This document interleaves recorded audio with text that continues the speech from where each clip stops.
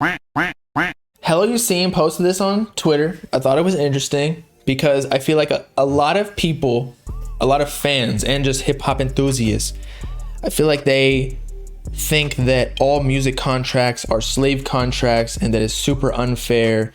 And I just feel like it's always like, fuck the system, fuck the man, like pause. Like we need to get creative control for our artists because they do all the work. Okay. And I'm not going against that, but I just like to play devil's advocate and say like, maybe there's a reason that the artists aren't getting paid as much as people think they should. So Hello You Seen posted on Twitter, Spotify paid out $5 billion in 2020 to record labels. Artists were then paid by their labels $500 million from that. So what is that? That's 10% of 5 billion, right? Am I doing my math correctly? I'm so far out of school at this point that it's just hard. 5 billion. I gotta turn my calculator sideways on my phone to even fit it on there. Divided by 500 mil, 10%. And if you recall, a lot of, do I suck toes? I mean, I have, but if you recall, artists get like 8 to 20% of their contracts, of their streaming royalties, whereas the label keeps the rest. And no, the 80% doesn't just go straight to the executives. You gotta realize there are A&Rs to pay. There are administrative people, there are secretaries, there are marketing people, there are creative, like graphic designers that are signed to these labels. There are producers, there are, although they would probably be considered artists. There are, I always say this, people who are replacing the urinal patties, that, you know, the ones that smell nice that you pee on and after a while it gets corroded down and then they have to replace it. That's the urinal patty. Songwriters, I feel like that's an artist too, but either way, there are more people than just the artist. The music business, it's not just the artists. And plus, there are online content protection, like labels.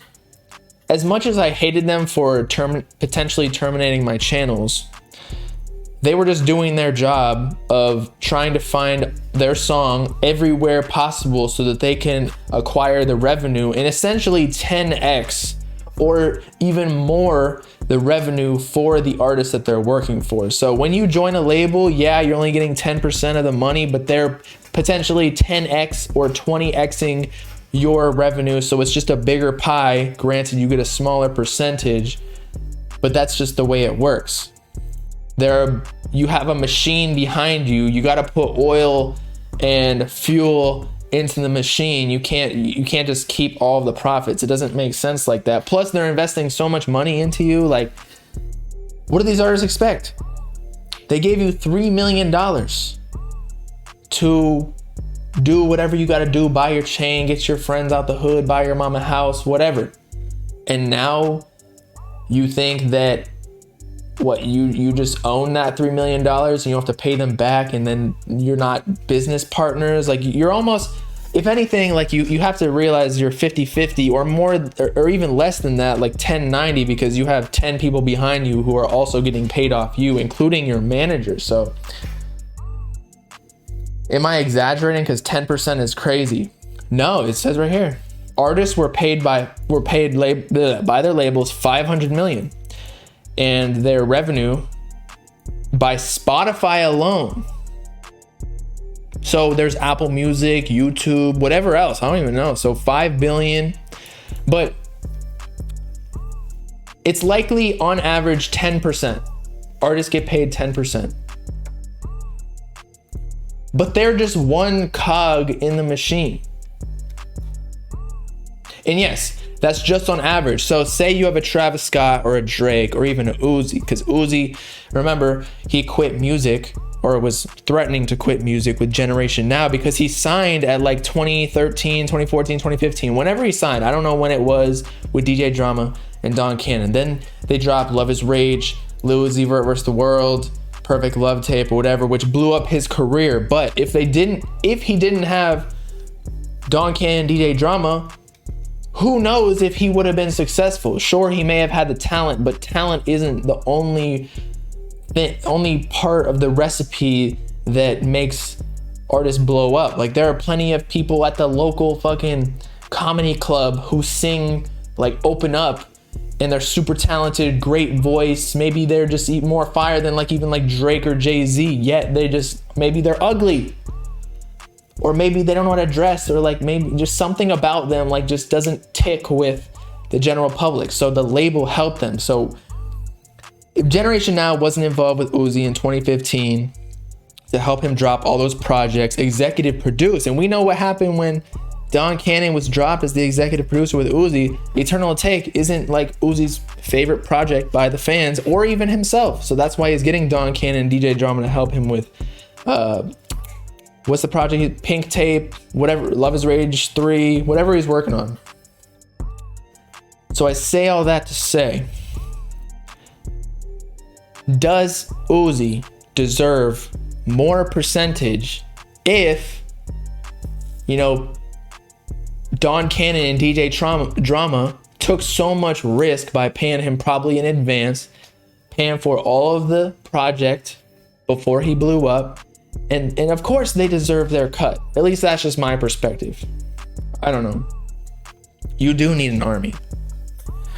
When do I think Pink Tape is dropping? I don't know, dude.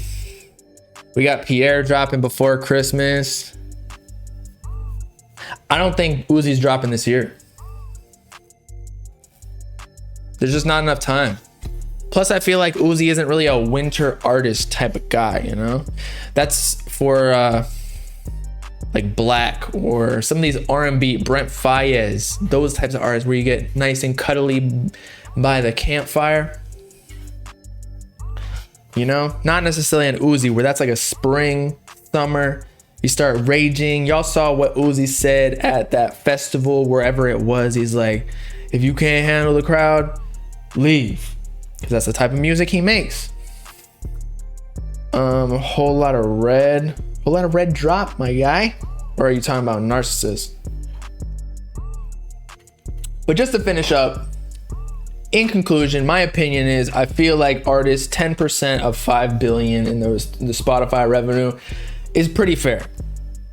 Other people are involved. It's not just the artists, although they are the focal point, but a lot of these artists wouldn't be there without the marketing and expertise of the label or just other people who are involved, their management, graphic designers and whatnot. So just got to put that out there. But as a bigger artist like Travis Scott or Uzi, maybe after they are already big and they have to re-sign a contract because they already finished all of the allocated albums that the label signed for, like say 3 albums in the next 3 years. After that, they can renegotiate, say 20%, 30%, because they don't really need all of the best graphic designers, because anything they drop is gonna sell 300K, AKA Uzi or Travis Scott. But then some of these other artists that have no career, who are just industry plants, they'll sign for like 5%.